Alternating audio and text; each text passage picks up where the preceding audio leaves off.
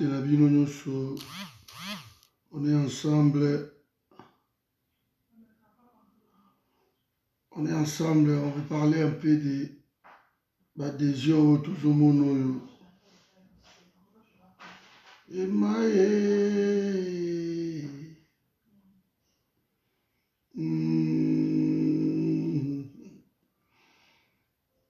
Bonsoir, bonsoir, mes amis. Bonsoir, bonsoir, bonsoir, bonsoir.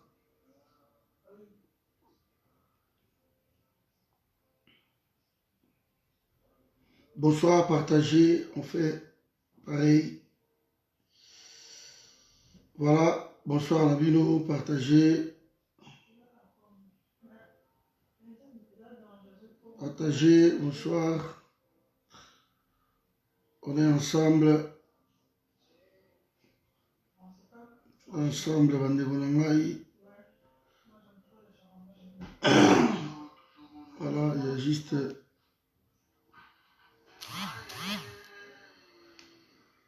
Il y a juste moi, tout ça, moi, Vanine Moko.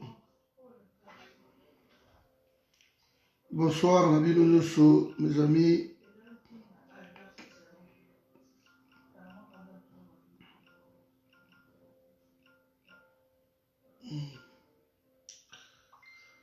Ngote Nabino tout, Bisika Bozwami. Nengato sur la mouké pour aimer adhésion. Adhésion massive, toujours mon.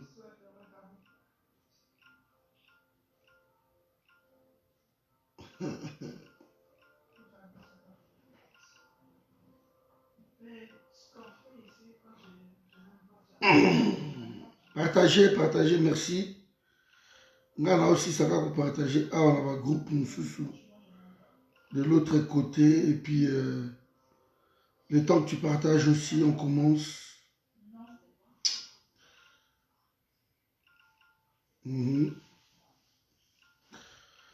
Bonsoir, Nabino. Oh, ouais.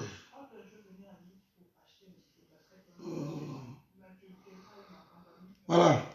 Donc, la côtière déjà, Amazon, bonsoir, bonsoir, ma Françoise. Bonsoir, Claude Ngoyo, bonsoir, Dodi. Dodi de moi, bonsoir. Bonsoir, Chival, bonsoir, on est ensemble. Merci, Nabino, surtout Bandegonangaï, bonsoir. Mes amis, je voulais qu'on parle un peu de cette histoire d'adhésion. L'adhésion Oyo qui devient un peu inquiétante. L'adhésion on a toujours mona lelo Oyo. Et comme un peu moins Moboulou. Moboulou Ndekonangaï, Malanga. Et comme vraiment Moboulou. Vous savez, en janvier 2018, Bato va fêter. Hein? Bon, c'était vraiment moi un film parti à Batou. Ba sauter, ba sepeli. Balobipo na bango, c'est bon, Ndeko Kimba Babi, c'est bon, Timothée. Pour nous, Félix Yakoti, c'est bon. Makambe changer. Maman Péniel, Makambe bouger. Donc, Fatih Béton, aïe, ma PC, ma combo, ma béton. Ils ont maquillé, moi, mascarade de salami. Partagez vidéo, s'il vous plaît. Ba maquillé yango. Tout lundi même proclamation wana bonsoir Dakou.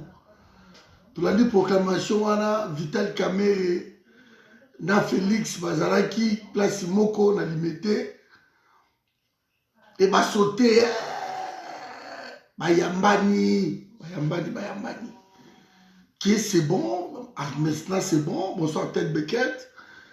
C'est bon, donc le changement est là.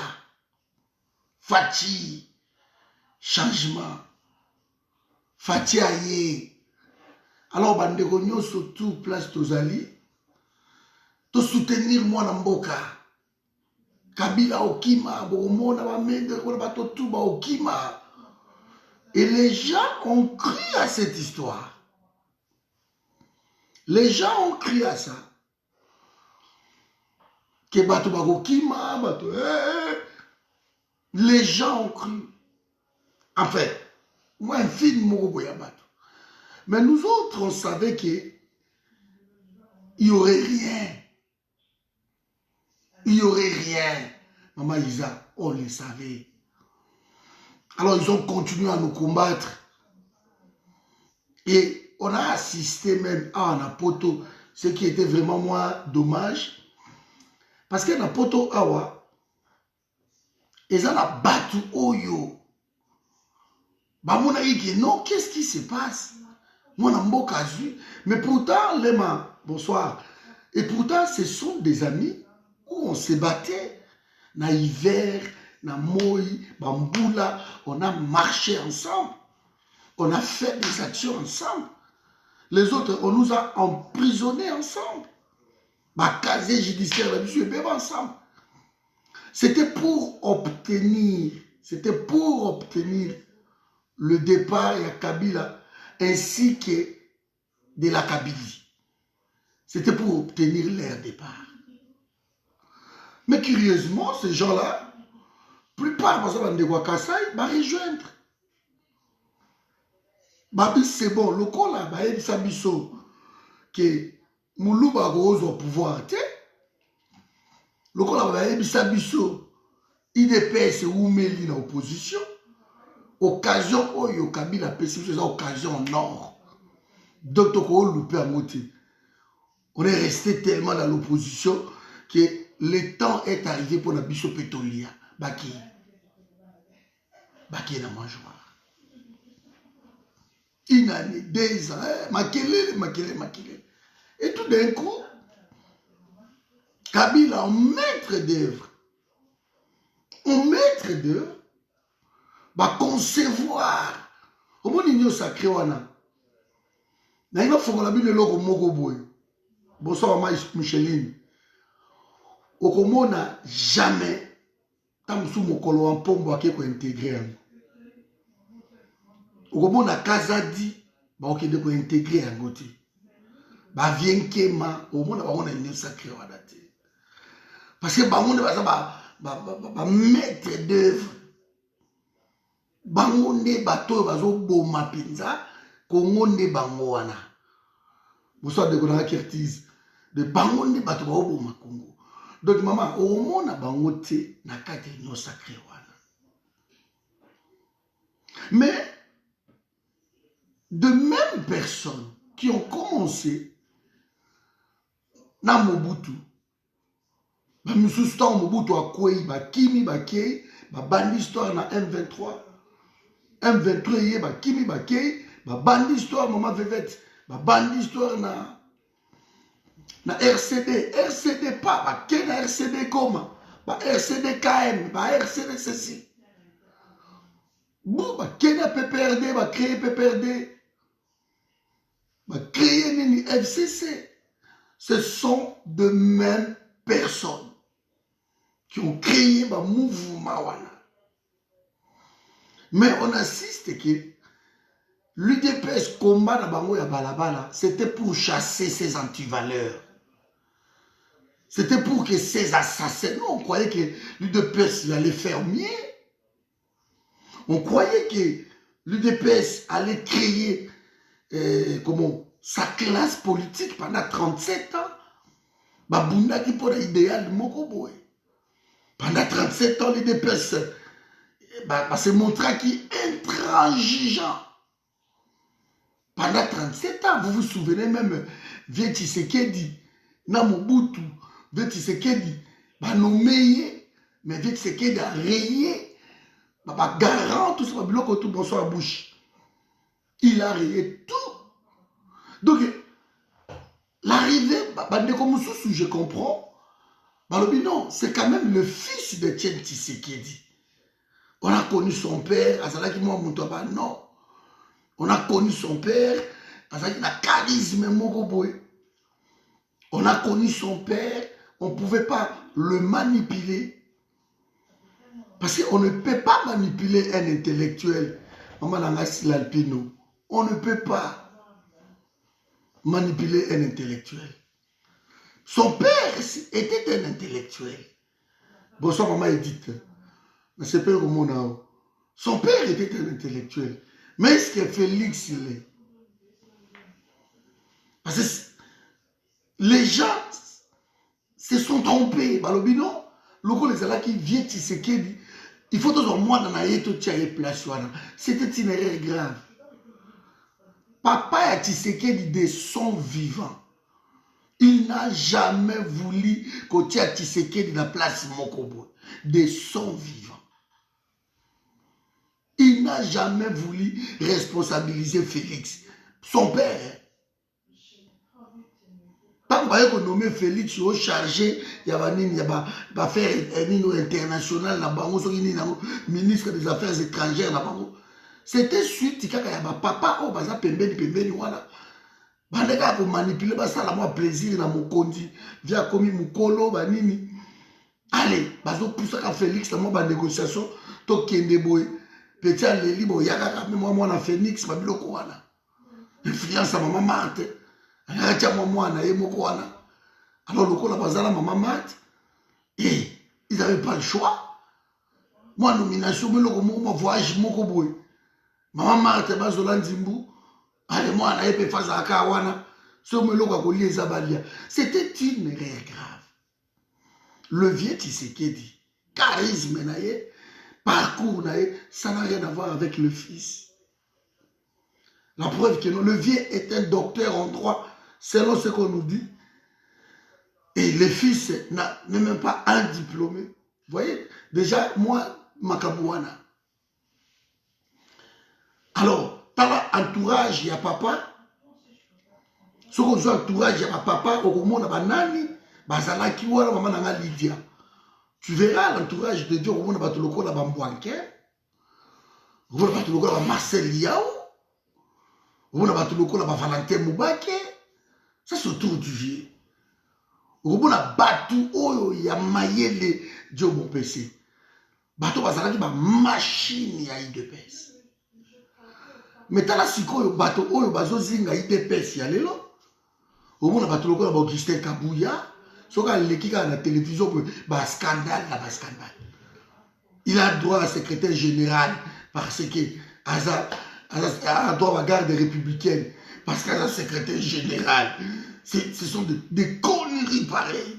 Oui, maman Nancy, des conneries.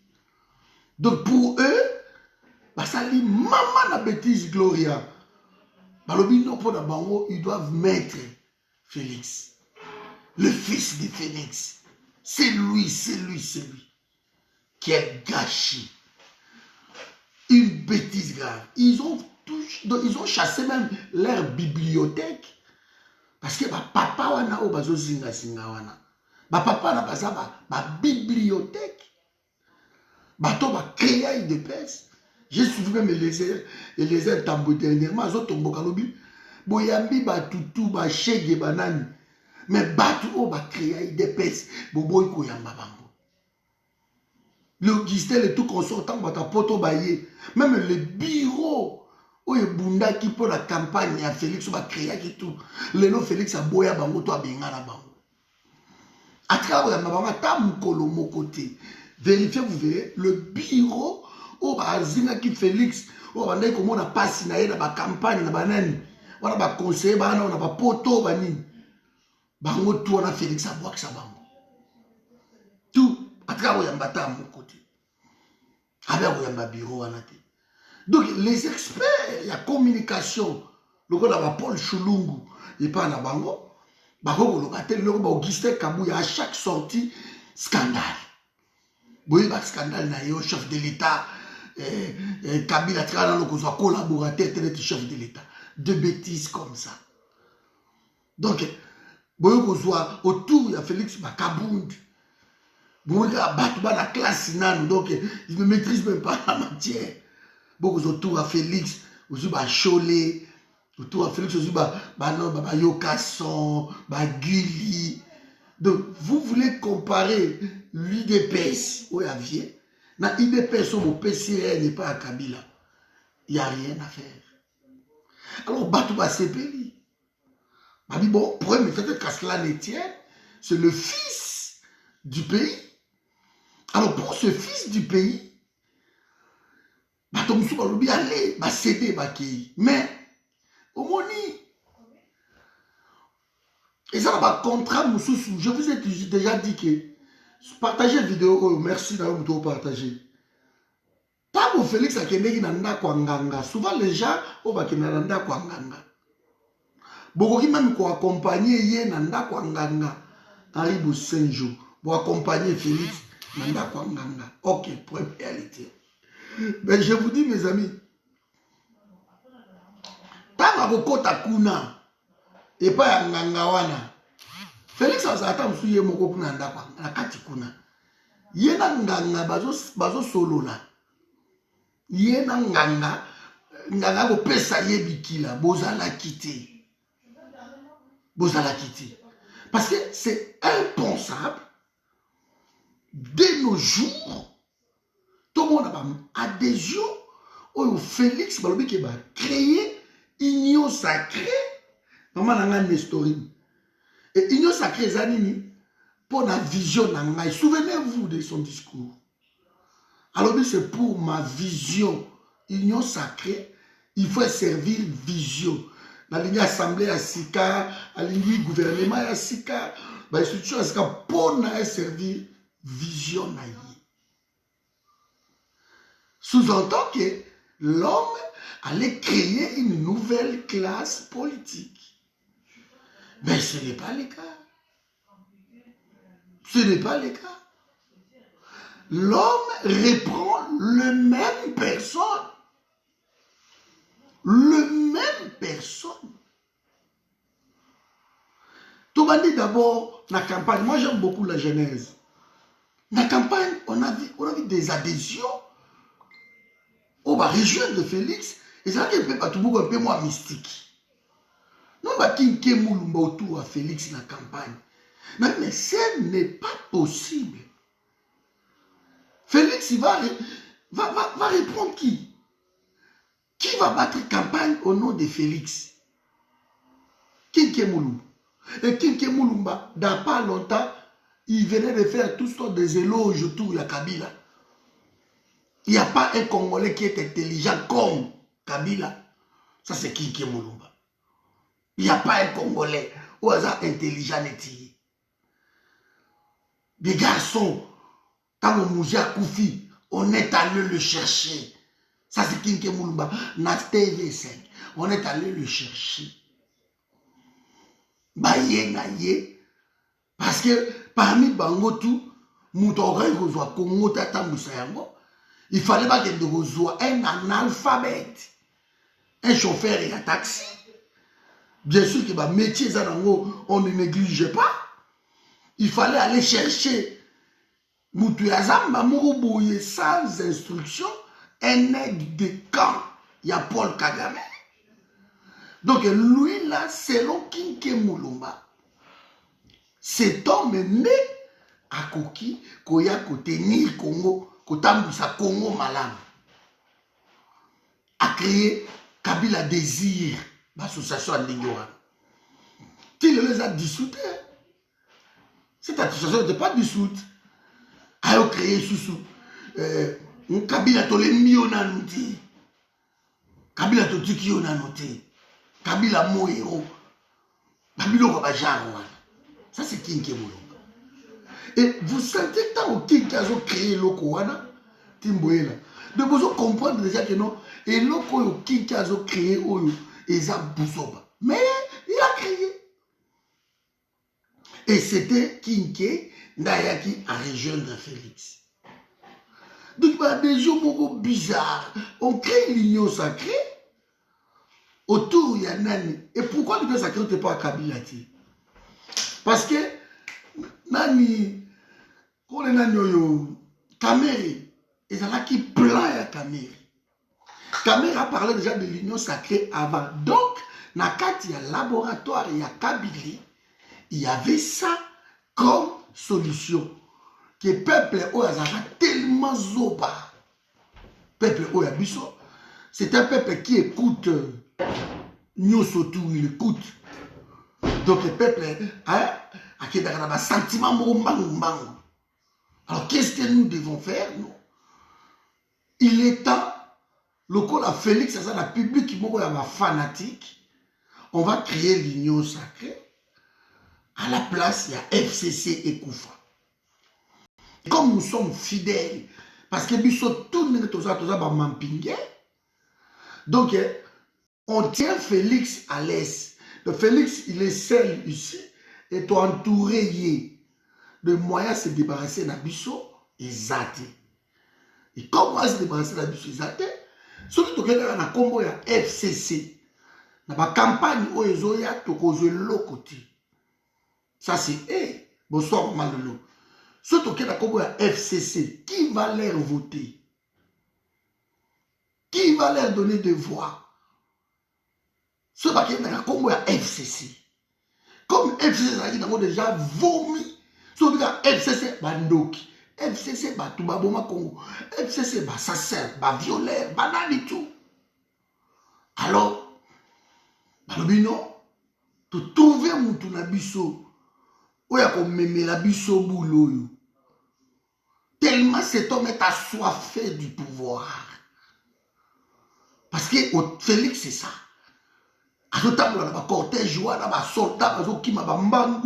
Ils aiment ça. Félix aime ça. Donc il va soif à pouvoir la gloire. Félix a son monde qui est dans quoi? Dans beaucoup de places où bouchon, mila na kiti, baloki mambangu, bazobengana ba moto. Félix aime ça. Alors on a étudié cet homme.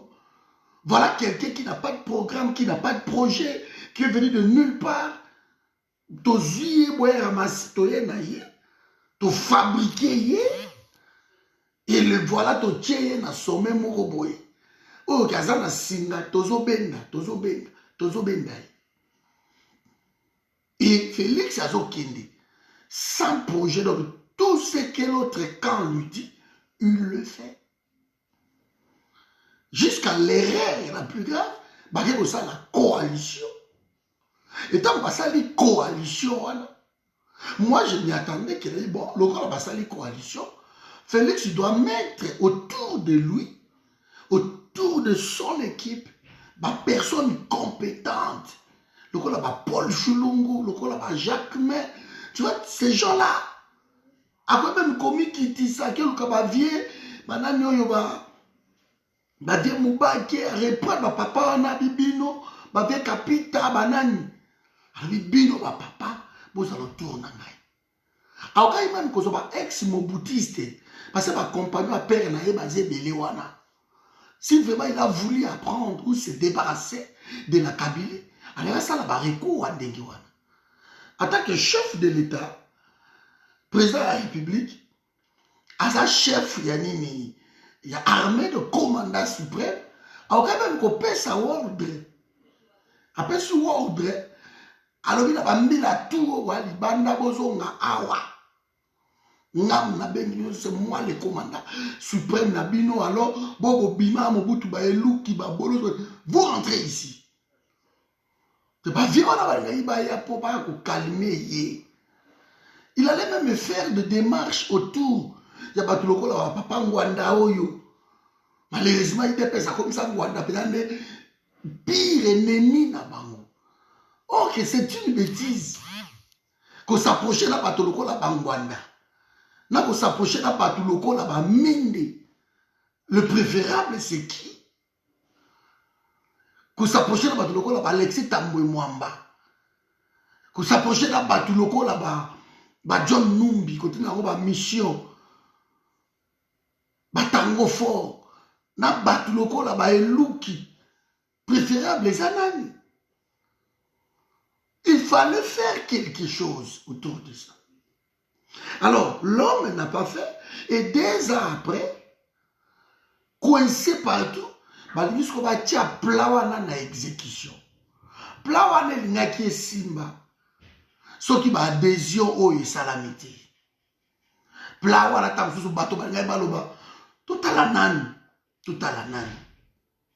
Mais dernière interview à Félix, C'est révélateur.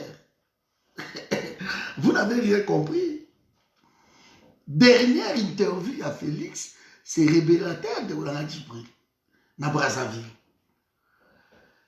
Félix a dit que nous allons choisir. Ils vont désigner. Mais avec qui va désigner Premier ministre? Avec qui va désigner le gouvernement? Parce que c'est lui qui a nommé l'informateur. L'informateur a mémélaillé des rapports. Et sur l'informateur a mémélé Félix ses rapports. C'est lui le président de la République. Lokola bango ba déjà na ndoto ke bakozala déjà na majorité na bango. C'est à lui maintenant de désigner et de choisir. Nous allons. Nous, ok. Mais ce qui m'a intrigué le plus, que Félix alobi boy. Alobi Bahati Lukwebo a kosala d'ici fin janvier awa. A la conférence. A quoi expliquer ma marche à suivre, ma biloko nyo surtout. Voilà. A quoi expliquer ma marche à suivre. Mais après, ce qui va être expliqué, donc on nomme soit Bahati Lukwebo, soit Yem Takozala, premier ministre, ou bien quelqu'un d'autre. Mais vous savez, mes amis, d'ailleurs, vous pensez, mais comment Bahati peut être premier ministre? Il y a Félix Tshisekedi. C'est là où nous avons boulé sa direction. Donc, Félix, il pense vraiment dans sa tête que non. Moutou, en fait, ça va renommer premier ministre. Bazami Balé. Et mon quoi, à la Bahati Lukwebo. Mais mes amis, on est où? On est où? Donc, il y a Félix a sur ordonnance. Abi, premier ministre, le président de la République vient de nommer la personne de Bahati Lukwebo. Mais je suis en train de rêver. Je suis en train d'halluciner. Mais voilà. Donc, adhésion à Félix Yangoana. Aujourd'hui, on se retrouve. Bahati Tagopa, Zuma Solo, na Yekuna. Bahati Abandi. Abengi ba Bertrand Wanga. Abengi ba Oyo. Abakoto ba Sami Badi Banga. Donc, Azuka la Batu. Oya Kabila, autour de lui, c'est de la Kabylie. C'est comme si au Congo, il n'y a pas une autre classe politique. C'est comme si, bah, soutien à Félix Bazawana, a créé tes bango, a créé Eliezer Ntambwe, a créé Timothée Oyo, a zoomé Odon Pambou, a zoomé Phrase, Roseline Bombo, a créé classe politique. A créé Christian Bosembe, Guli, a créé la bango classe politique. Mais il a habité nga boité. Na yota na déjà ba de konanga Venezuela en fait. Na moi na déjà bato presque ya peu perdu. Bango tout ba komi kokota comme. Mais tant ba komi kokota. Et comme ko déranger bande konaye o ba créer nyo sucré wana. Oh, failli la zoyate, oh, failli le beauté. Mais pas des yeux, zoye. Et on m'a fait envoyer, à Bobi, on m'a mokage. Ma femme, oui, mokage. On prend de même personne. On va combattre, au Tchebango, ouais. Mais là, au cas, moi, quand on a au monde, Jean-Marie Rouniga, bien bon Rouniga bande konanga Rouniga vandi na kiti na yebo na kiwanja na kwa mboka wana Rouniga vandi na kiwanja po ezala ki kije ya M23 et Rouniga zo menacer république étant que président ya M23 Makenga azala ki côté armé branche politique ezalaki Rouniga. un Rwandais bandeko na ngai na mboka na biso.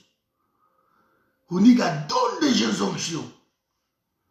Runiga assassin, tueur, ya na ndenge mukete. Mais Runiga sali a des gens na ye na igno sali. Et Runiga so tali discours na bango. Azo remercier Rwanda. Azo remercier Paul Kagame. Bandeko na ngai oyebi ta on a dit déclaration ya Jean-Marie Runiga. Alors là, awa komi na niveau mususu. Tant on a landing ngai na landi déclaration ya Jean-Marie Runiga. Enfin on a touché le fond. Jean-Marie Runiga il remercie Paul Kagame pour la leadership na ye ndenge amemi Félix Bayokani pour la table de négociation pour la amnistie ba M23. Mais Félix a tout fait. Sur la déclaration Runiga isa na mire na ngai et sa vidéo eza to ba komaki. Au moins Runiga est en train d'accuser en quelque sorte Félix que tous ces M23 là Félix les a amnistiés.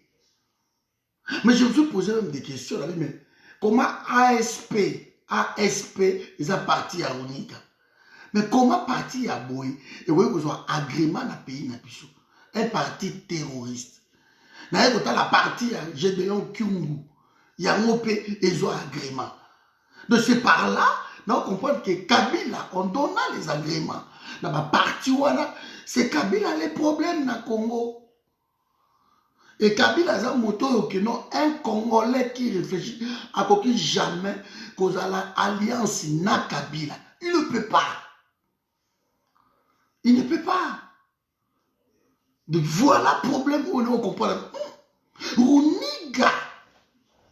Tant que Runiga continue à M23 noble na mais on est là. Ça, parce que biso ba otobana ko ngato mona yango etomoni. Jean-Marie Runiga est à l'union sacrée. Parti na yekoti. Donc on prend tout le monde, on ne choisit pas, on dit c'est bon, bah assassin, bah bandit, boya ko bomba na awa. Alors à quoi aurait servi fait Tchobosala qui alternance? C'est quoi?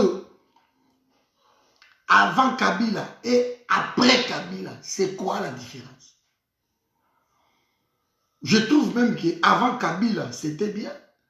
On savait qui était Kabila. Avant Kabila. Mais après Kabila, c'est dans le flou total. Les gens qui ne sont pas avertis, bah continuent à gérer. Et mec, bah comme ils ont assis, tout ça, na malaise, ça va IDPS. Ok, les gens ne comprennent pas. Bah cadre, il y a IDPS, bah Nicolo, bah na réunion, na conversation, toza nango. Tous ces bandits kobima. Parce qu'il y a un malaise. Et quand les gens ont dit à Félix, on a dit que non, tika na nyoyo, comme on a dit, Kabunda à la place sur la tena Kabouya, bako quitte ko dirige pays. Mais Félix, il le savait que bango a un cop na ye. Babomi ma solo. Je vois Runiga. Je dis, Seigneur, Runiga. Crime Runiga va commettre. Crime contre l'humanité. Runiga sali ba sœur na biso boy, ba maman na biso boy na est. Runiga. Ba crime indescriptible oya M23 to yebi yango. Comment on peut accepter ma biloko wana? Et en arrivant, il fait des éloges à Paul Kagame sur notre sol. Il y a une réalité. Vous voyez le combat Luka. bakobuka yango bandeko nkona nyonso tu ezalaka na mbuma nango. Naomona Félix ayambi Lambert Mende au Malanga. Oh non, bato bandaka toujours ko défendre Félix. Ote ayambi Mende kaka parce que Mende ne azawana lokola za PCA ya transport maritime na biso. Yango Mende ayede ko pesa ye rapport ya PCA ayambi.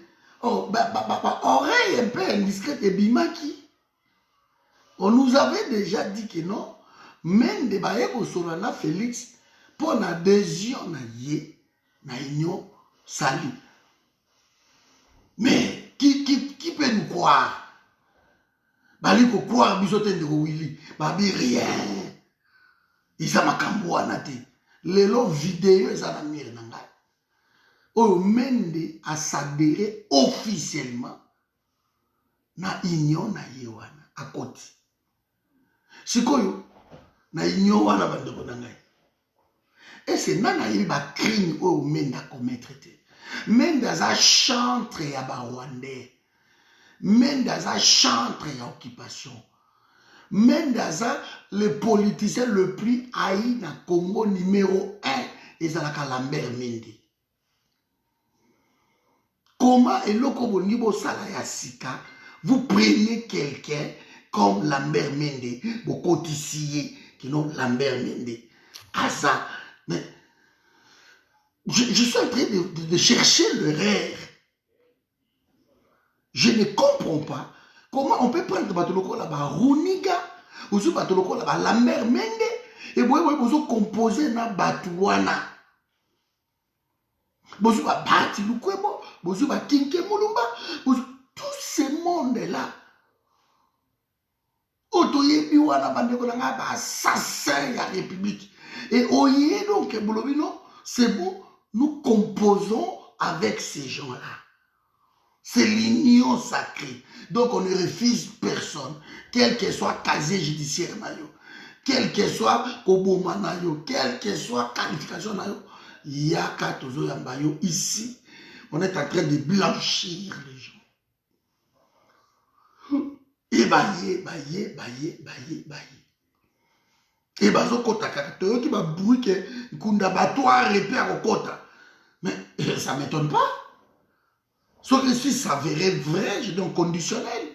Si ça verrait vrai, kunda batoire ça na scène d'épée na ye, eh ben il y a au kota, pourquoi pas? Hein? Ce qui réunit dans 1-23 à côté. Mende ba RCD ba côté ba lumba la oyo.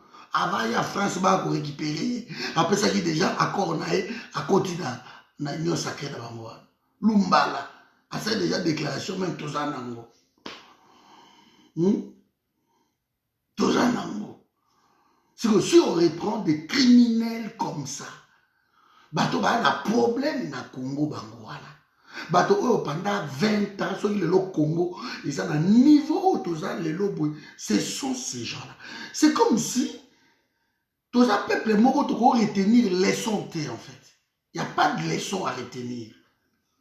On efface tout. Allez, on y va.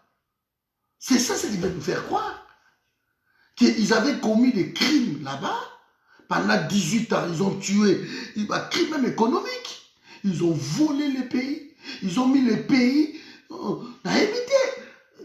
Les mots est même faible. Ils ont mis les pays dans niveau moko, vous n'avez aucune idée. Et on reprend le même personne. On dit que les lobiso ba oyo to ya kokumisa bino parce que vous en avez battu le col à Lambert Mende nakati. Bato biso to bunda pona bango ba kende. Bato le col à Runiga yo oye na bango nakati.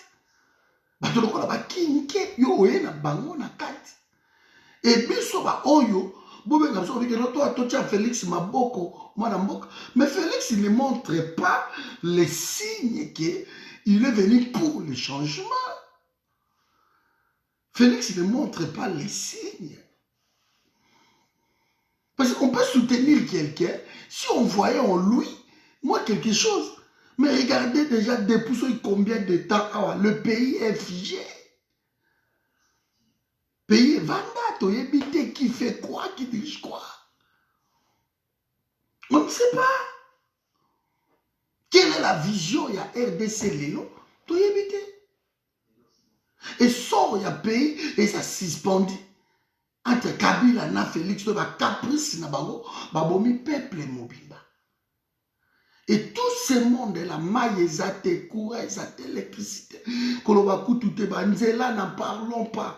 Donc, salité même, il y a Kinshasa, Félix est incapable même, il y a tolongo la poubelle, voilà. Alors que, je dis, alors que, bah, ça, l'opération Kin Boupeto, président de la République, il y a Vandiko, a lancé l'opération Kin Boupeto. 2 ans après, ma poubelle, c'est ça, 2 ans après. On est même incapable, il y a une poubelle, il y a Kinshasa. Oui, et ça me dépasse. Félix, il sait que même place à Yakana Gombe, on a une moule, les bêtis. Félix a obimaté, il le sait. Il le sait qu'ils ont moule, les bêtis à obimaté. Parce que le niveau à salité, où est-ce à Kinshasa, il le sait, à obimaté. Mboka ba salité, ba poubelle, ba fungoli, ba toilette, ba biloko ane bimi, ba sachet partout, surtout ba sachet salité, poto, na kino rocha likolote, na ba kingabo so imboule beti bo lekate.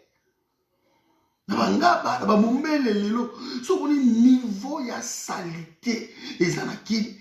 Tu ne peux pas imaginer, mais un président qui était incapable même. Il y a au la Babylone Kowana de Dada. Mais on est où? On est où? Et les gens, oh yo le baï qui non, bangonde bandoki à Congo, bangonde tout balayer yango.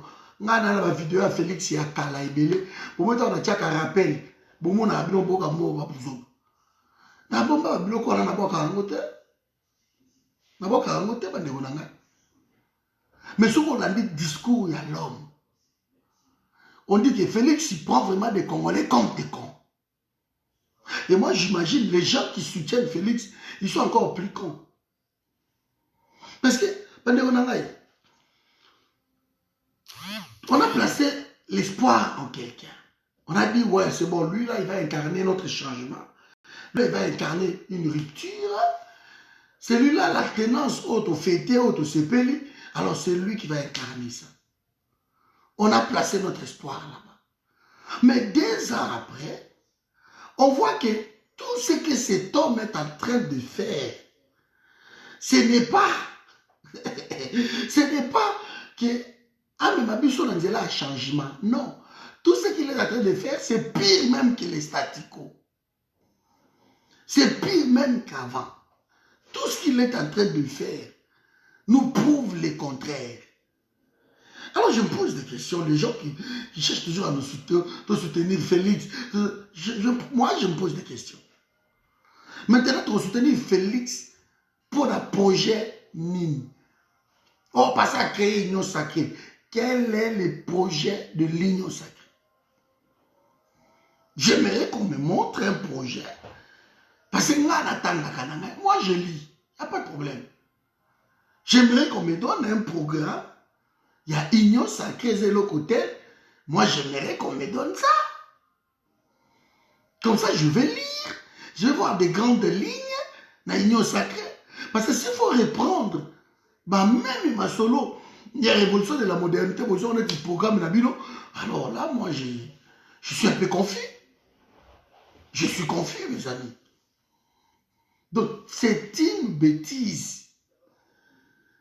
On reprend le même personne, boye autour kakaya. Et donc on dit boye, union sacrée. Ah bon? Mais quelles sont de valeurs? Et c'est l'union sacrée wana. Et ça autour, il y a pas valeur nini. Il n'y a pas de valeur.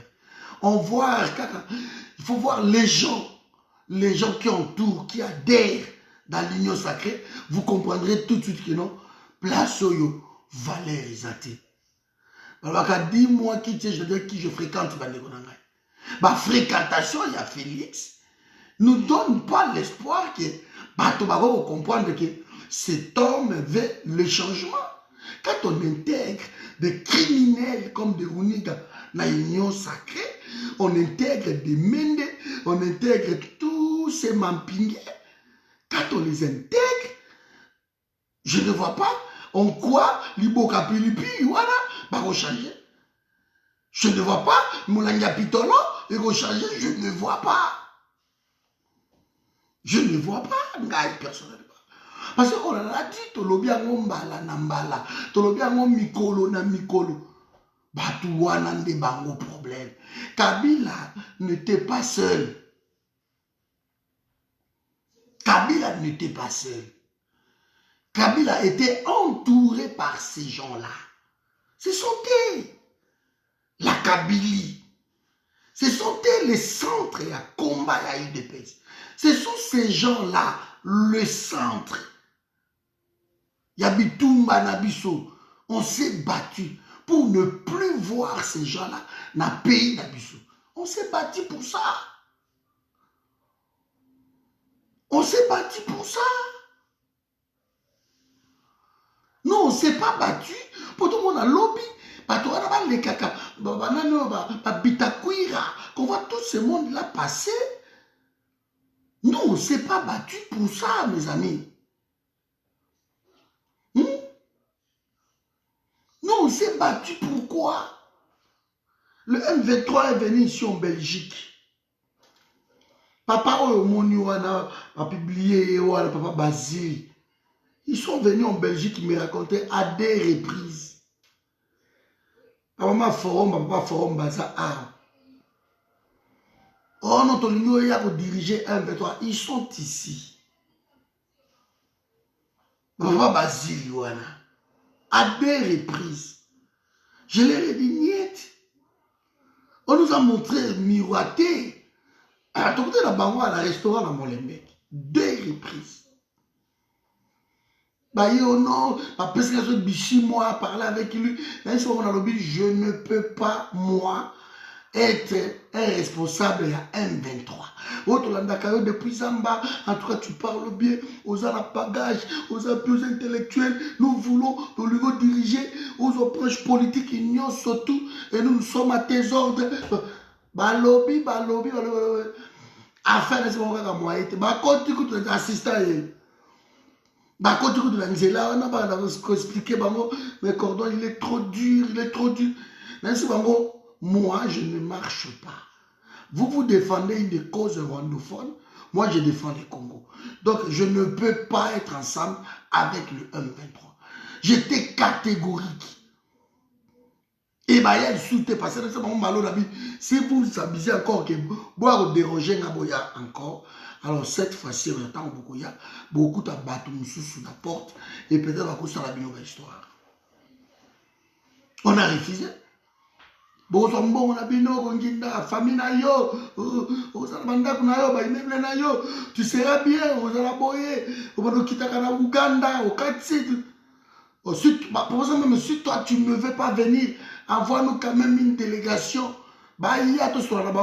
J'ai compris que Bango Moussa Bango Zalaki, si j'avais envoyé une délégation, Maman Adèle, si j'avais envoyé une délégation, parce que Forum mes amounés, il fallait qu'il y ait un coordonnateur, il y a Paris, il y a Strasbourg, il y a tel, il y a Belgique, il y a Sanxi Bango, équipe pour 10, 20 personnes, allez, Bokin. Ils n'étaient pas routine dans les billets, dans le bien, dans le Kampala, là-bas, tout solo. Donc c'était juste pour la Bango. Comme ils sont vomis par la population, ils cherchent des Congolais pour légitimer cause de la Bango. Alors je leur ai dit, si moi je ne peux pas venir, je n'enverrai pas ton forum Baya à 2 reprises. Maman Chetao, caméra, Bango tout bakenda. Maman Nani va. À 2 reprises. Je refuse. Et c'est toujours vivre. Alors, vous me verrez demain, moi, dans l'union sacrée, avec Batou, Boya, même Nabango, à l'ébiso, ce que tu as vandi, Boyinga, vandi, Babishi, moi, Bazar en face, Baruniga, Bazar en face, Nga Patri, na épée, na vandi, na cordon, na vandi. Mais soyons logiques. Soyons logiques. Ou nous aimons notre pays, ou nous n'aimons pas notre pays. On ne peut pas se mélanger avec ces gens-là. L'union sacrée Nabino Félix et Koyi Kozala, jamais, alors je dis bien jamais, jamais, jamais sanctuaire, il y a bateau Oyo, Bazako Yako, Boma Biso, vérité, vérité, jamais. Et Kozala, jamais sanctuaire Wana. Donc pour nous, beaucoup soit jamais adhésion, il y a bateau Biso, jamais. Quand je vois que non, les tangos forts sont maintenus, pour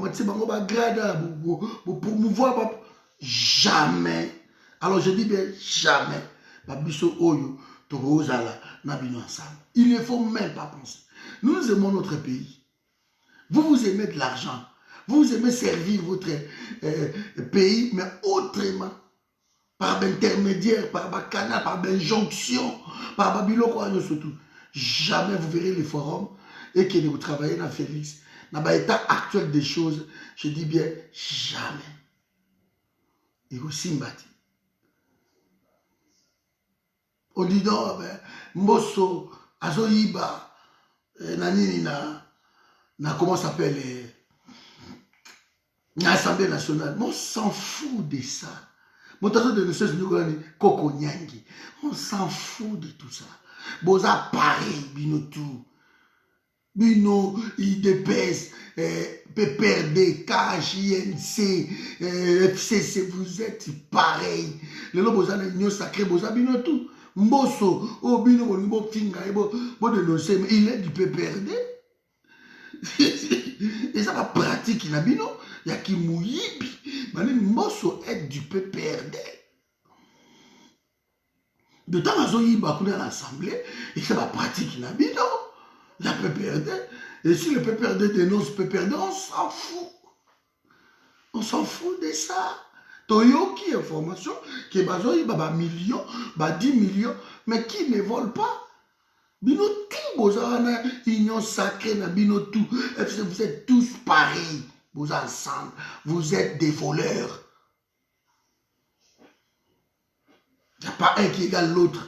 Vous êtes des voleurs de la République. Vous ne méritez pas qu'on prête même attention à vous. Vous ne méritez pas.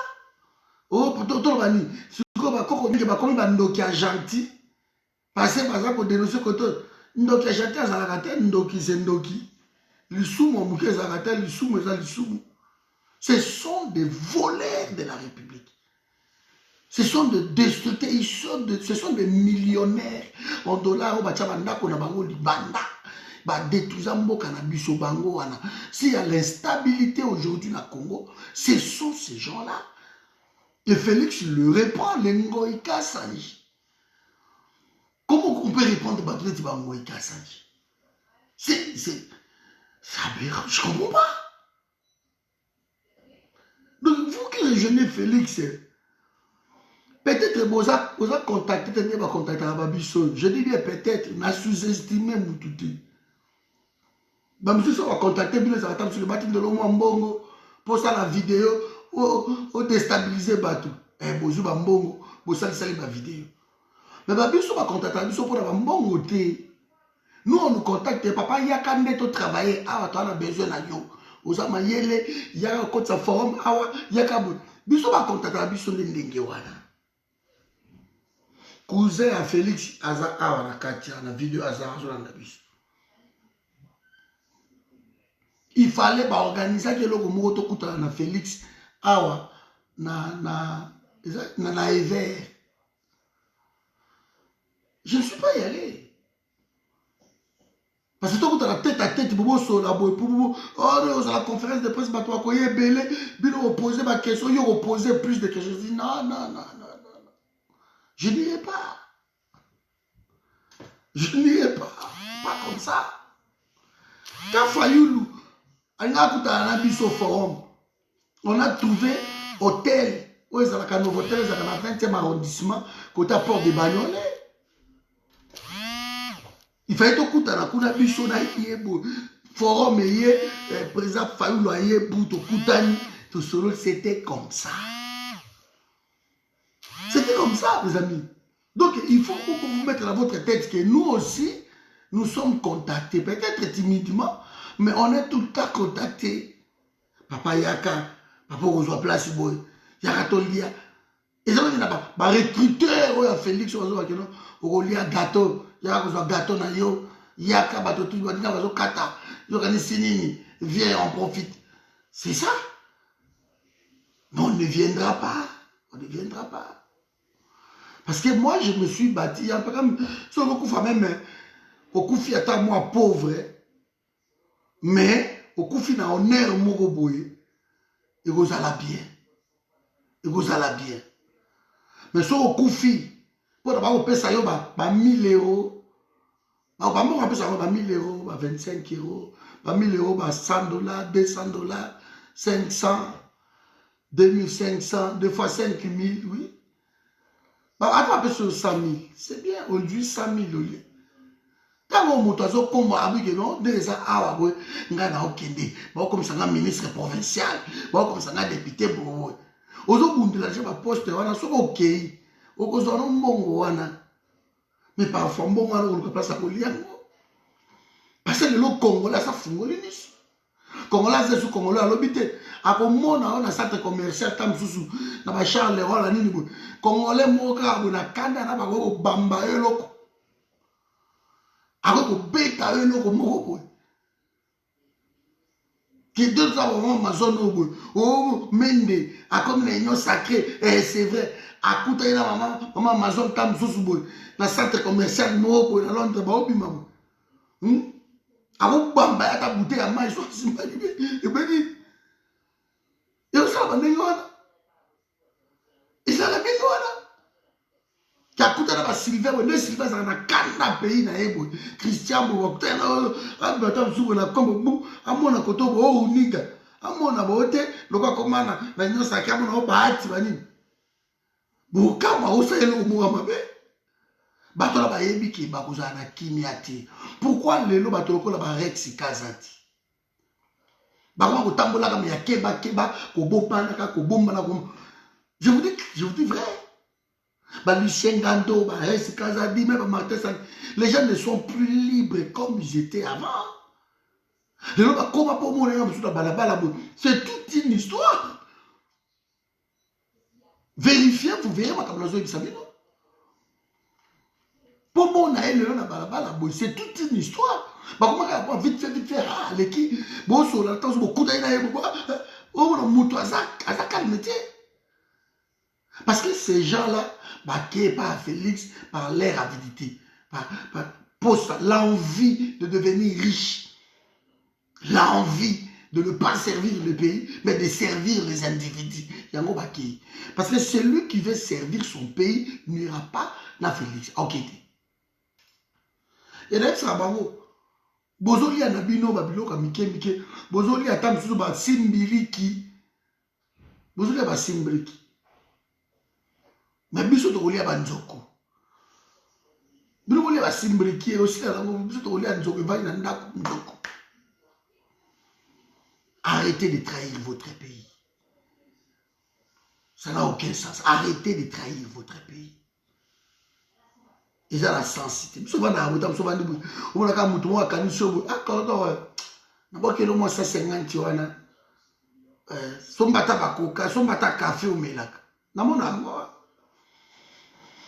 Quand tu as dit au moins 40, moi 40 euros, mon gars, charger ta téléphone. Na mon akango, ngai. Na mon akango. Peut-être, mutu mo ka tinelo na un mois pour tinelo ta sous 20 euros. Ngala lela na komi na poste. Na poste awa côté à, j'ai côté ni yango. Au Segem. Poste mo izakawana bo ya munene. Na komi na poste wana ya Osegen. Namoni mama moko wana boye pa iko sama mbongo na yebo.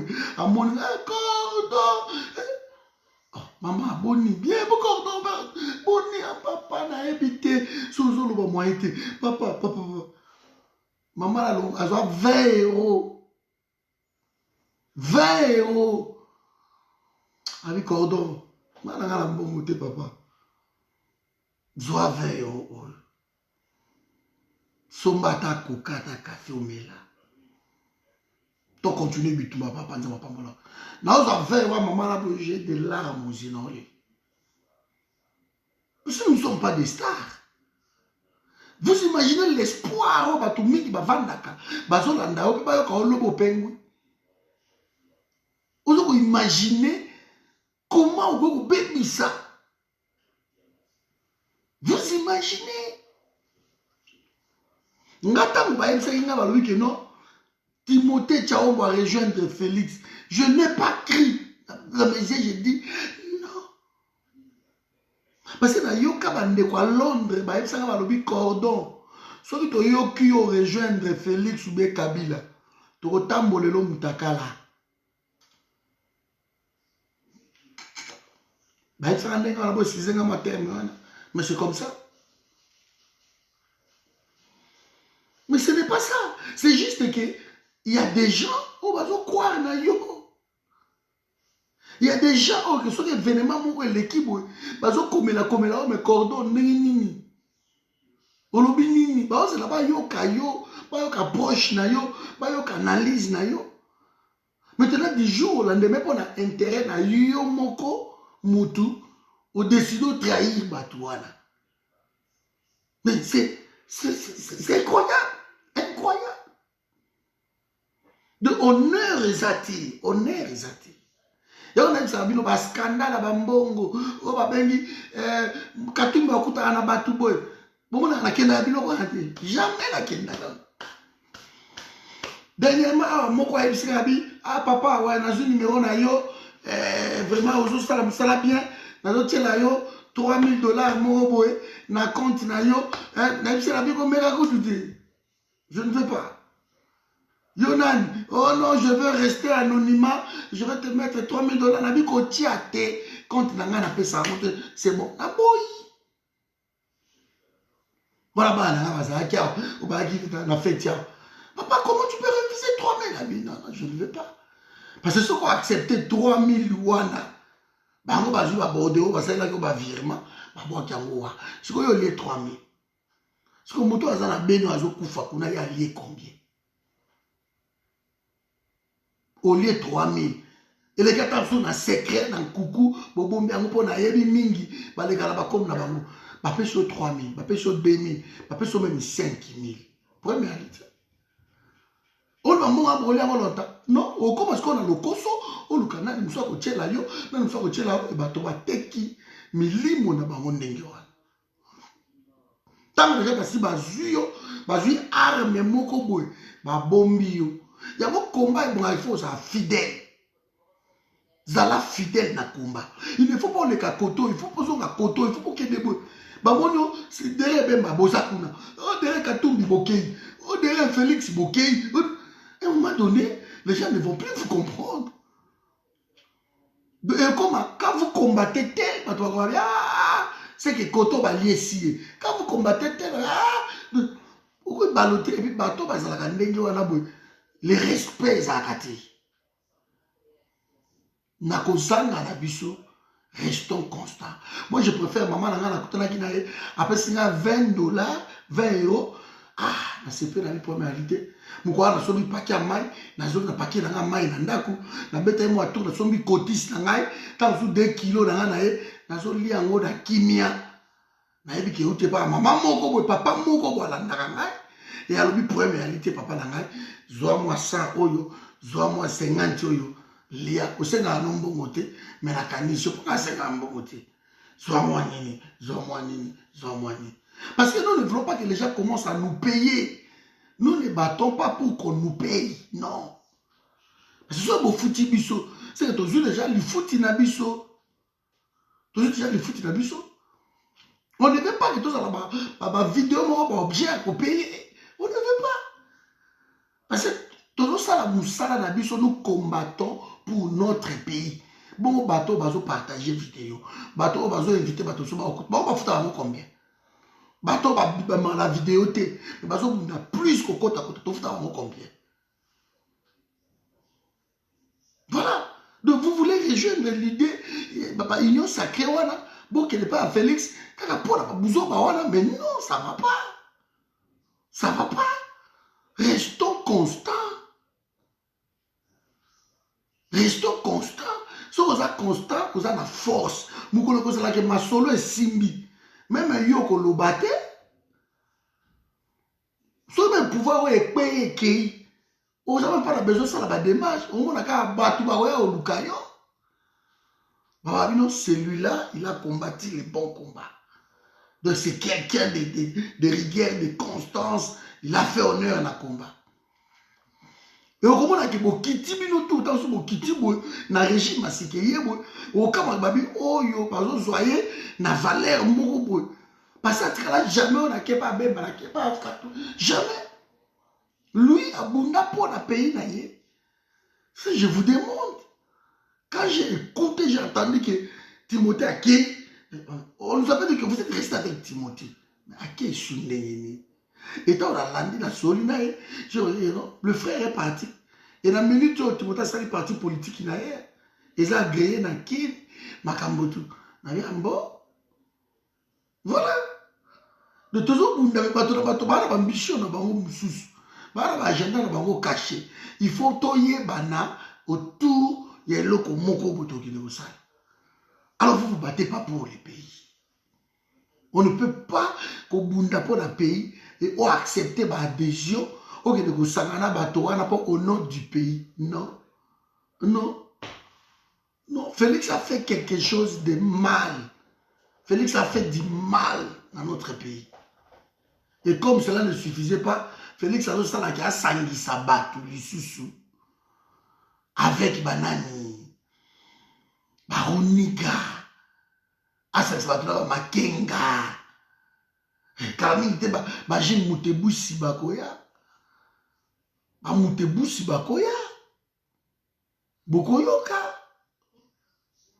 Timothée comment na ena Félix maman na le Panama Timothée tchamba comment na Félix comment comme ça n'est Félix ma vidéo tout chef de l'état Félix a sali comment na ekuna vous voyez donc on ne peut pas même si on voulait aider le frère mais tant on a vendu na bi mais comment on va engager forum na Félix, alors que Félix, Asana ba Mende Sikoyo, Asana ba Jean-Marie Runiga, Asana ba Mbosoko Diampoanga Oyo.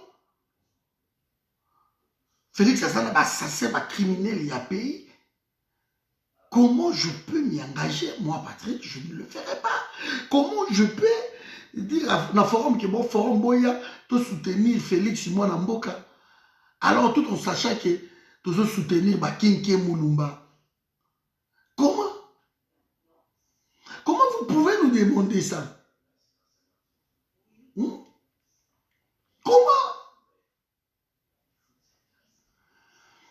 Comment vous pouvez nous demander ça?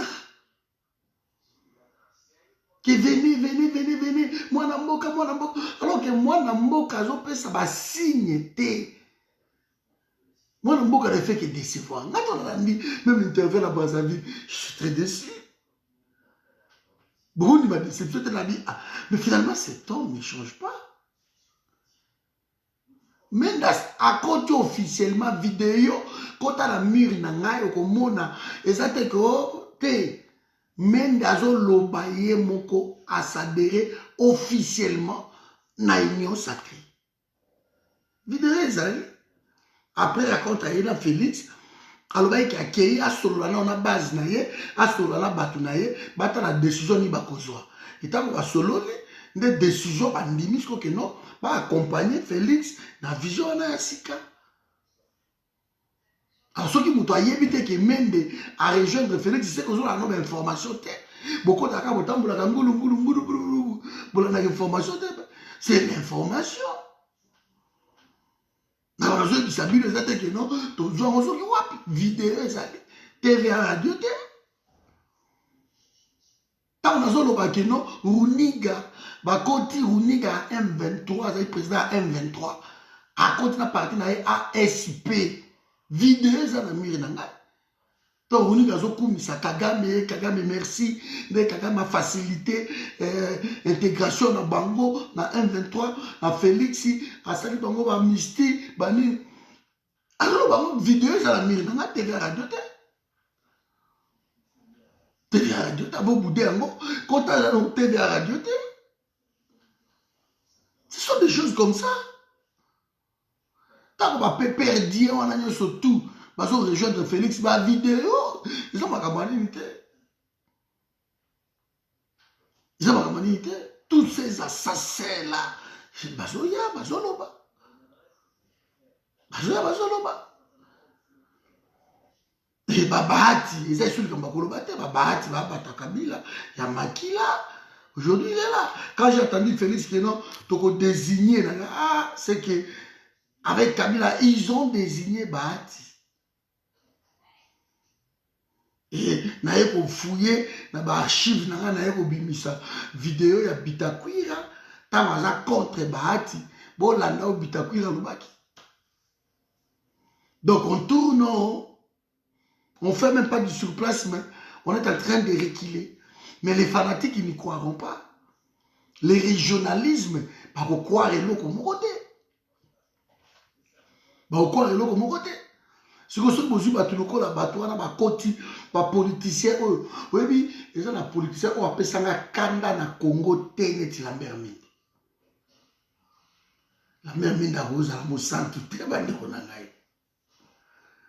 S'il y a un politicien qui appelle ça Kanda Koleka na Congo, le roi la mer mine a zati.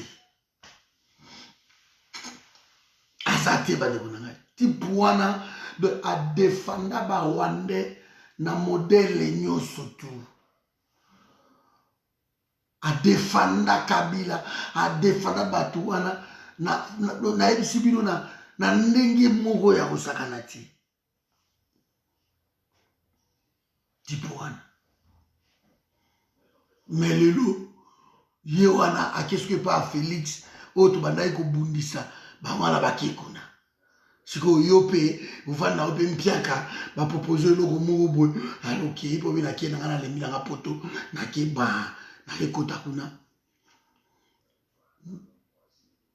que vous avez une négociation et la concession.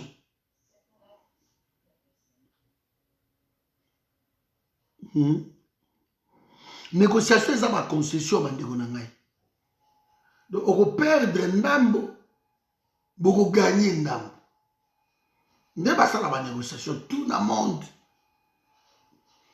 Donc Félix a perdre une partie, a gagné une partie. C'est ça la négociation.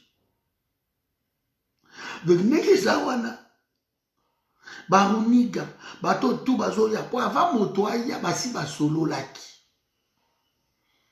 Basi bayebaki ba modalité ni tozolanda, to kende wapi gauche to to sala ni eyebani. Eyebani. Babemba ne bakei wana bakatumbi ne bakoti kuna masolo wana. Na oto déjà ça ko se friter hein. Apparemment moi nungu ezali. So olandi bo ba lieutenant na bango na ba TV ozomona kake bato tout bazo officier ba wana Félix aye au piéger bango parce que bango ba bunda quitter pour ba ko sangana leona batu wana pe ba bazo mona clairté. Ba wana clairté. Et ils en parlent autour de Bazolo. Donc il y a un malaise, même autour il y a IDPS, il y a un malaise. Batou Bazolo pas. Batou Bazolo parce que 2 ans où il y a Félix, il a qui siffle vraiment qui pays et vente. Toi qui veux rejoindre Félix, je te dis bonne chance, allez-y. Kende na manjoa, bo kende golia. Vous créez un parti politique, vous créez une association, vous créez un sofaki, vous faites tout ce que vous voulez. Allez-y. Vous avez vie moulaïté. Vous avez un biseau, tu as un piaké, tu vas à un piaké, un biseau, vous avez 20 euros, 100 euros, 150, 200, vous avez payé ça, vous avez payé ça, vous avez vivre. Qui est un million, somba ba télé, somba ba immeuble, somba ba zamba, salaire ba ferme. Ça va bien côté là. Allez-y, allez-y. Tu as la mouké pour libérer mboka wana bande konanga. Tu as besoin de noyau. Noyau ba uza mouké wana. Namba juste. Noyau ba uza la sans scrupule ba uya ba bomi. noyau bakozala sans corruption boyeki bango corruption bino bato boyaki koya proposer corruption bakangi bino bolie frappe ya kosakana te babotoli bino na bamongo boyaki nango bamontre babilamba babotoli tout bolie frappe ya kosakana te. Et c'est ça maintenant système oto okei nango yango wana batindaki ozala na poto aloyengi orex ayaki bon le gars je suis venu vous voir parce que frappe ya kosakana te todépouille yo na to oyaki nango ke ezalaka ndenge wana kasa bokocomprendre bino toyebi te qui bokotikala sikoyo na bakombata bosi bosombi bango bokende. Mais moi je vous dis mes amis bato basi basombi bango barejoindre sous biso te, on n'en a plus besoin de ces gens-là. Soki déjà moto ça l'axi déjà que non aké par Félix kata na ye relation tika makamba sentiment ono akendeki me azongi c'est bon to te faut arrêter babiloko wana parce que tout le monde le sait ngala bana sepela mingi na via chakuti ya twana solo mais virage à sali à dernière minute non cela chakuti expliquer nana soara de Gisi Pamba Gisi Kout Kosula Robin tant que Kokocha qu'on installé forum il y a Strasbourg des gens qui m'ont accompagné entre autres c'était Gisi Pamba dans la vidéo tu as ça interview tu as installé forum il y a Strasbourg Alsace côté Wanatou j'étais avec Gisi Pamba il m'avait accompagné. Il m'accompagnait à Paris, il m'avait accompagné. Il n'y avait pas Waïza, Gisi Pamba. Ben, le bango, Gisi Pamba, je viens à Félix, il n'y a pas de problème. Je me souviens à Félix, moi, je suis allé à payer, c'est payé. Allez-y. Moi, ce qui me dérange dans tout ça, c'est que quand vous voulez y aller, vous passez encore votre temps à vous justifier. Ça ne sert à rien de vous justifier. Ne vous justifiez pas, mes amis. C'est pour lui, vous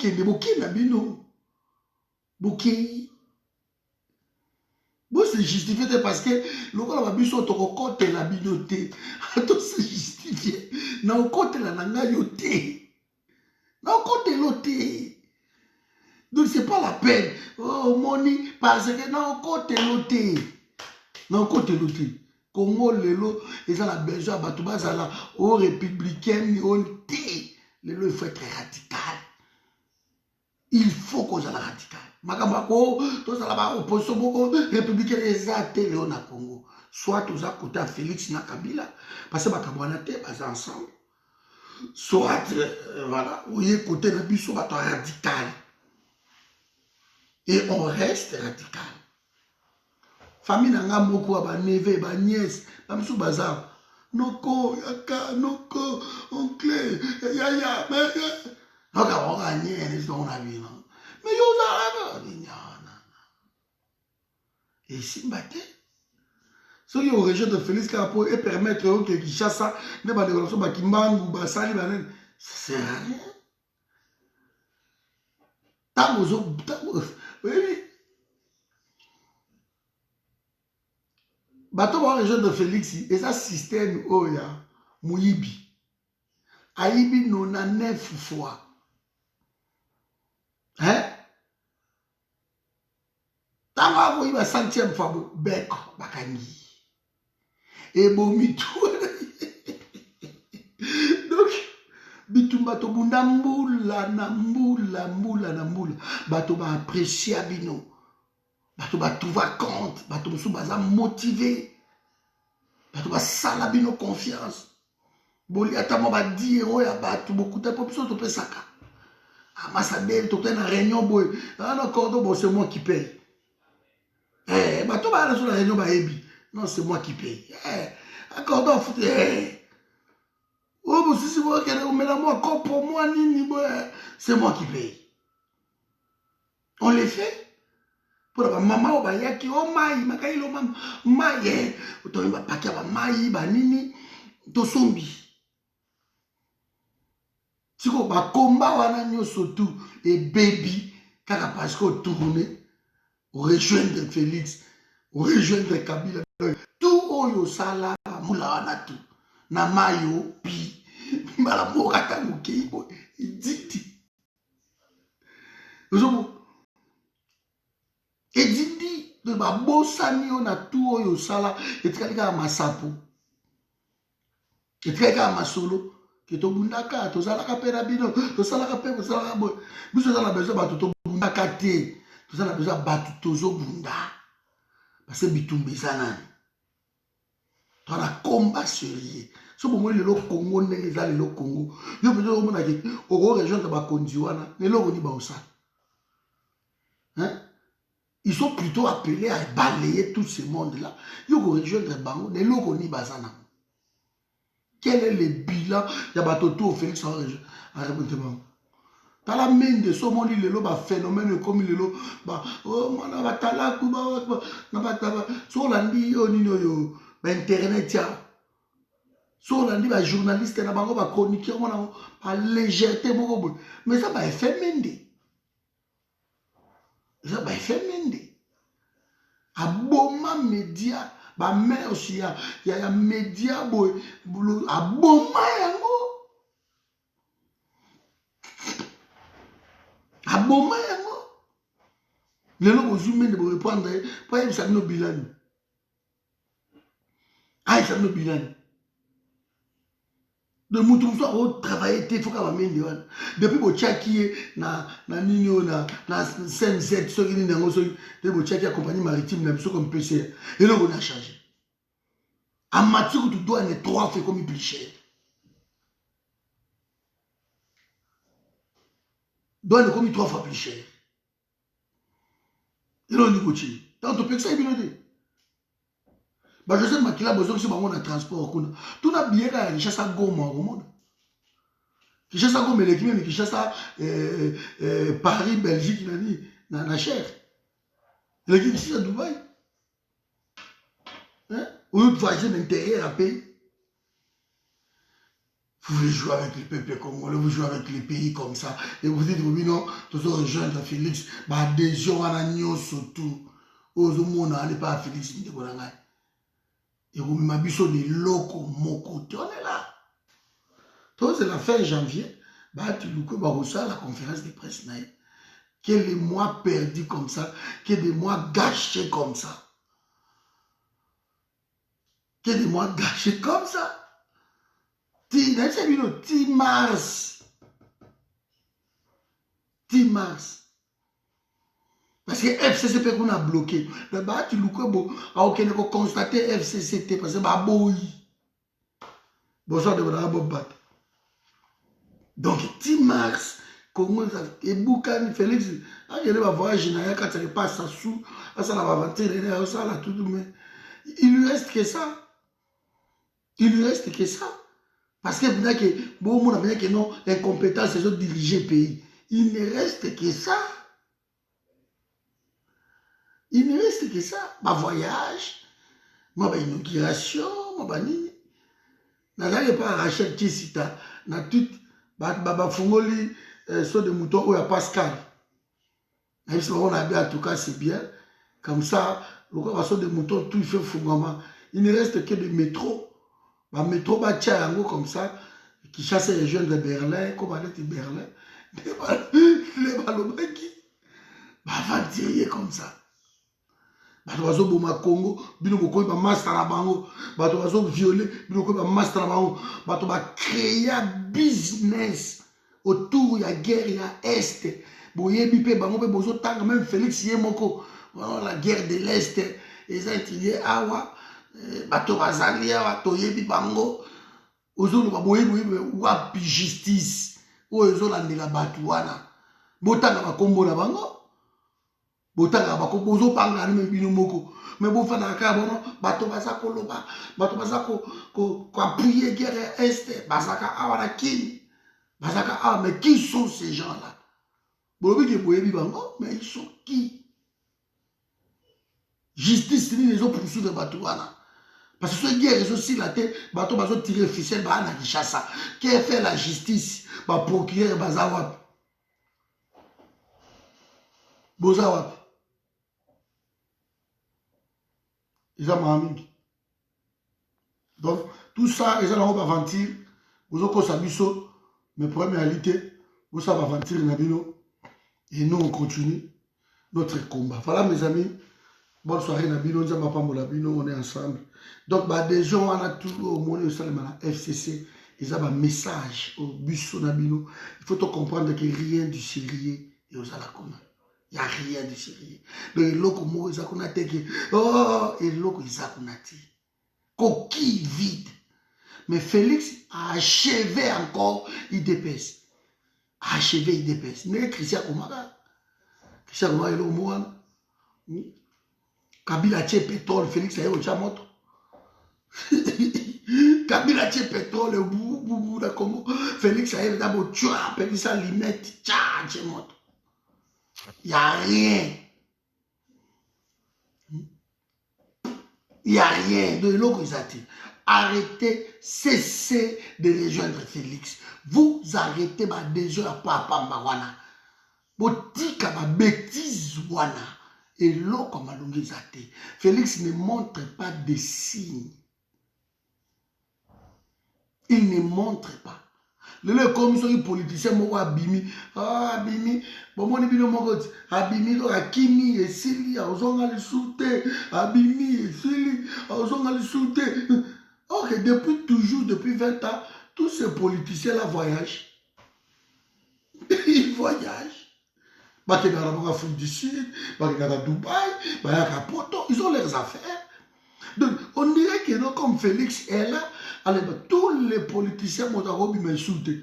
Ceux qui ont abîmé Hakimi, Esili, Bogomona, Bakangi Mouzitou, na Belgique, Nanoyo, Onanoyo.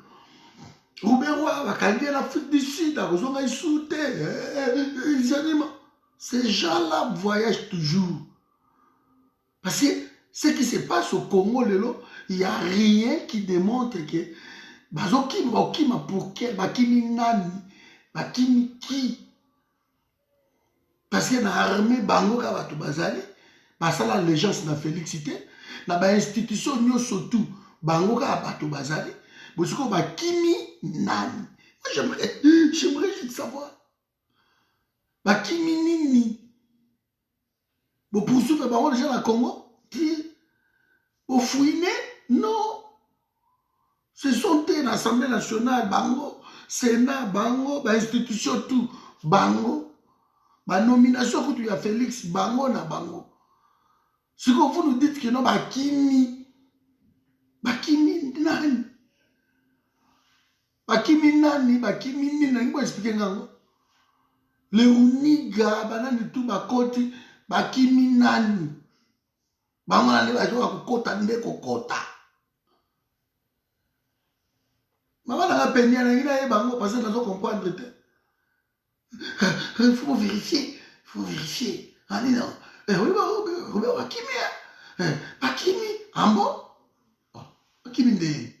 Hakimi. Hakimi, en Afrique du Sud. Mais Afrique du Sud, il y a toujours.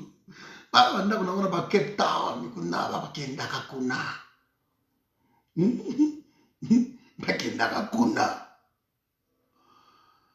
Donc pour Bakima, il faut mouvement moko salama. Mouvement moko salama na Congo. Où est-ce que ça va signer Bakimi? Mais tant que vous avez un solo na bino kuna, et là comment vous êtes? Vous faites plutôt nous distraire, vous êtes en train de nous distraire. Vous voulez vraiment les faire fuir. Eh bien, dis à M. Béton, ne la salade, comment ne la salade est là, va créer une union sacrée.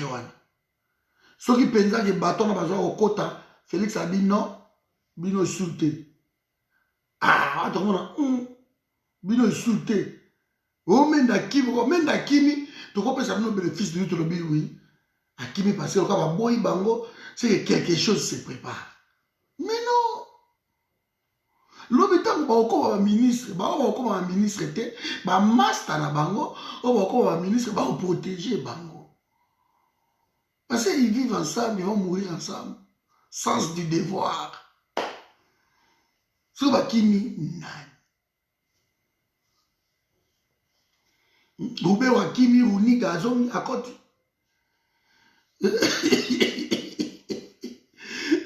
Roubaix Wakimi mais Runiga Runiga M23. Azakuna na Rwanda, abana na Uganda na Kampala. Bango ba yeba koti ba adiri.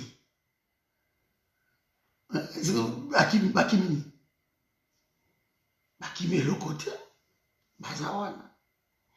Parce que moi la maille a bloqué bango tien Congé. Aucun Congé a lui bouger te digi yango na tchelibino. Donc mudo simba bino azati. Vous êtes pas la Fachi béton. Fachi béton.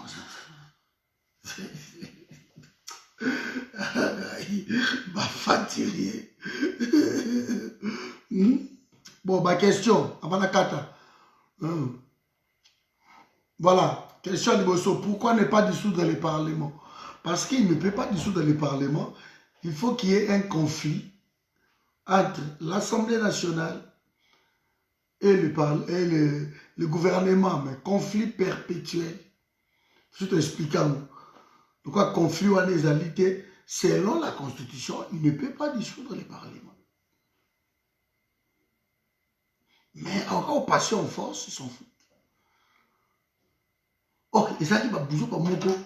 Et là, quand on a dévié, surtout, c'était l'état d'urgence.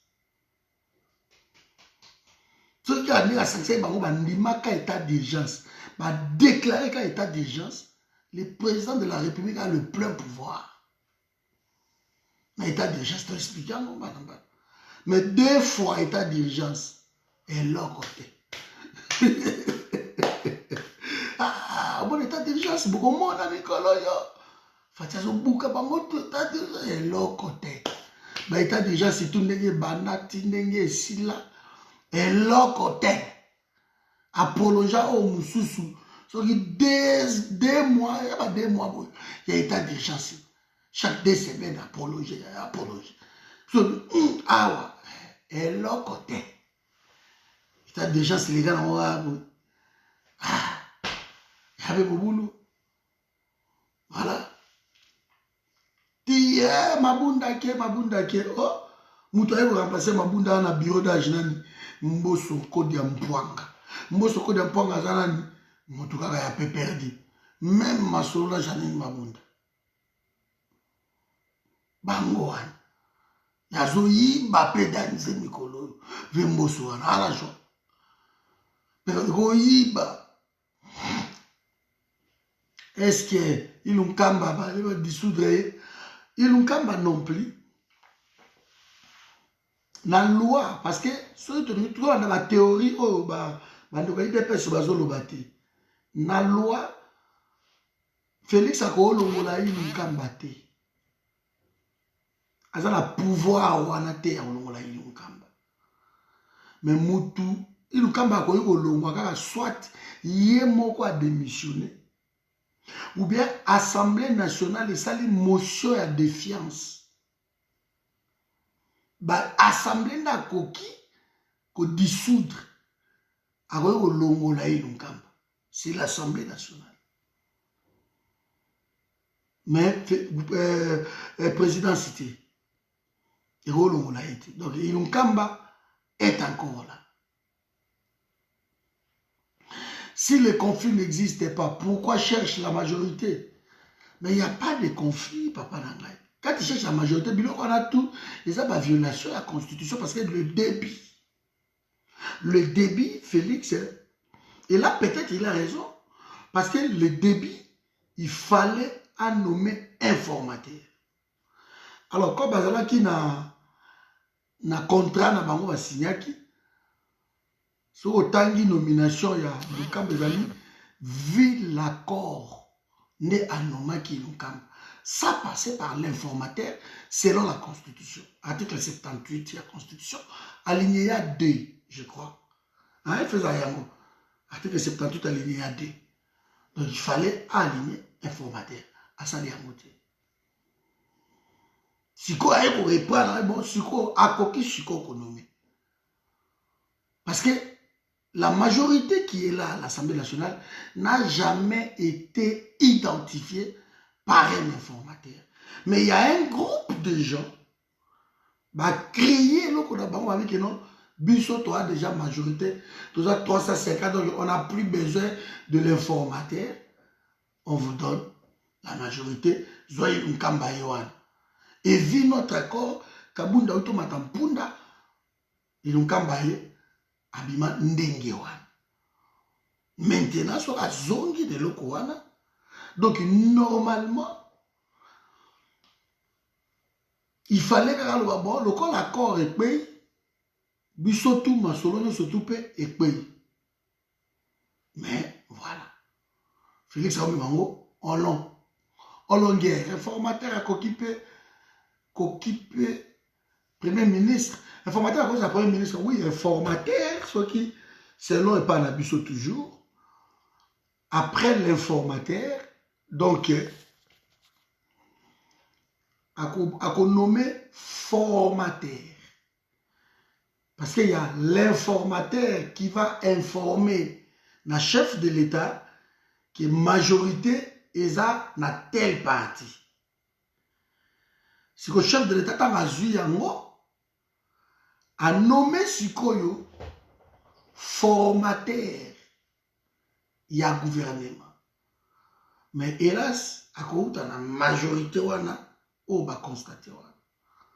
Ce que les APPRD, il y a déjà un informateur a occupé comme premier ministre.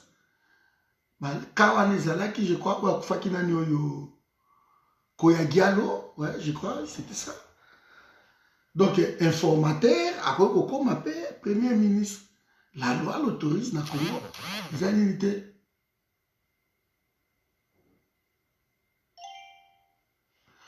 Ben, cardinal Ambongo avait raison que Félix avait trahi toute une nation, oui, mais le problème aussi, il y a clergé Nabiso, ils sont trop versatiles.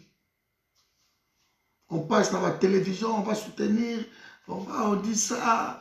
Voilà, donc on ne sait pas vraiment.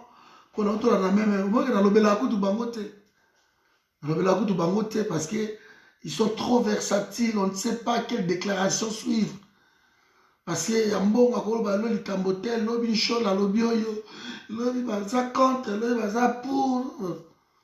Peut-être église au milieu du village, je ne sais pas, mais il faut sauver un bon au Christ à terre.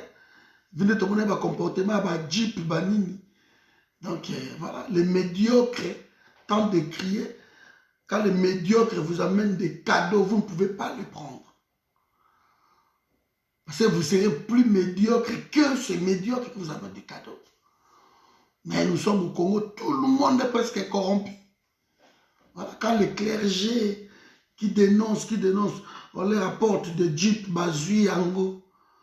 Azo senga kuta lobi, boye bisape mo kozi na bino, o mususu pe fala yelanga boye, sko sango, kobota te, bapesi yo jeep moko. Église catholique pe zala ba jeep ebelo tambola nango. Olingi ya mibale po kena ngwa. Itazo mama na bana simba te. C'est ya mibale o kena ngwa. C'est ça? C'est ça? Donc on ne sait pas faire confiance même dans le clergé, voilà. On ne peut pas. Voilà, question de ces athées, ouais, maman, maman, sont vraiment dévendus. Donc, la question de ces athées, donc, voilà. Et puis, moi, je ne partage pas cet esprit. Moi, tout bas, un esprit, voilà. Que non, non, on ne peut pas. Quand vous acceptez l'argent de la corruption, moralement, vous êtes corrompu. On ne peut pas. Accordons, en tout cas, tu vois qu'il y a au moins 5 000 euros, et un bon pays, allez, je suis au lieu. Mokena bangoti. Non. On ne peut pas. Soko Zwimbongo wana. C'est qu'on a déjà corrompu dans mon tunayo. Quand on a des ambongo à pays, non. Ou comme on a dit, on a des poto à qui a yibi dans magasin, on a sa dette coloniale. Non. Non. D'être colonial et aussi la tête passée, boyi va déodorant, boyi va parfum, non.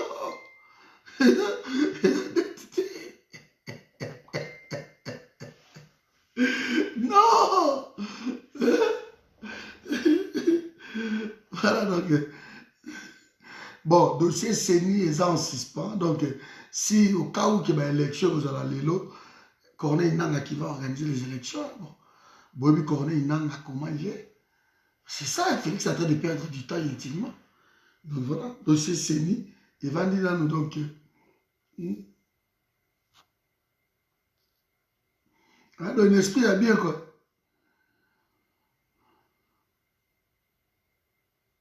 Bah oui, c'est ça, c'est ça, c'est ça. Donc, baza versatile, hein, la versatilité est trop, pas Batonabiso, les clergés, les pasteurs, les hommes politiques. On ne sait pas suivre, on ne sait pas qui dit vrai. Voilà, on ne sait pas, on ne sait pas. Yango, Olivier Lembago, j'attends sur la raison, mais qui n'a pas léché dans les assiettes de mon mari. Voilà. Voilà, parce que c'est un peu flou. C'est un peu flou. Ngai soki nayebi ke mbongo oyo eza ici ya corruption naozwa te so oyebi ke bato baza bamédiocre ata basombeli oyo immeuble kozwa yango te so basombeli oyo eloko oyo ozwi yango mokontinue kofustige bango tu fais partie du système tu fais partie du système parce que le corrompu aza mpe na problème na corrupteur bandenge moko le corrompu, na corrupteur, pareil. Pourquoi tout ce théâtre? Mais pourquoi tout ce théâtre, maman, c'est normal parce que le peuple a la moukananouté. Lobby, je crois, sur je vais faire une vidéo où on a génération Kabila. Je vais parler de ça. Sur Lobby. Je vais génération Kabila. Bon, on comprend pas les lobbies. Génération Kabila. Bano Bazal le 25 ans, 26 ans, 30 ans. Je vais parler demain de tous ces jeunes-là. Pourquoi ils ne se soulèvent pas? Demain, je vais parler de ça. Vous allez comprendre beaucoup de choses. Vous allez comprendre qu'il y a encore du boulot. Mais sur ma vidéo, on a besoin de la substancité. Ils ont la finga, l'obscénité, ils ont attaqué des gens, ils ont attaqué,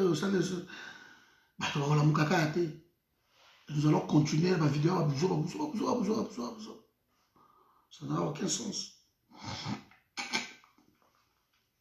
Voilà. Ouais. Je vais parler de ça demain. Je vais parler de ça demain. Génération Kabila. Vous allez comprendre. Bon. Bola la bière, on est ensemble. Vraiment dans ce pays. On est ensemble. Ouais, Katumbi Bakendeki, Lelo, Bakendo Kutanana, Elobi. Katumbi, Jean-Pierre Bemba, et puis Kabundi.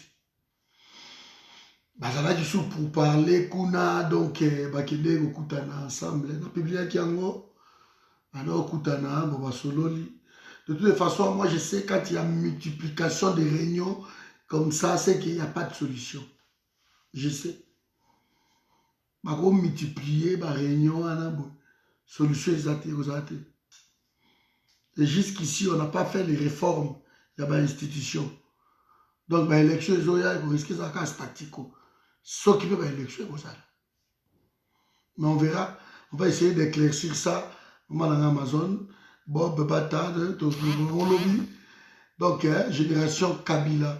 Merci pour la question. On a bien posé souté pour Nalala. Voilà. Merci à tous, vraiment. Génération Kabila. On va essayer demain d'apprendre beaucoup de choses sur ça. Bon, on comprend pourquoi le peuple est abruti comme ça. Je vais essayer de parler de ça demain. Donc, on est ensemble. Allez, bonne soirée, ciao.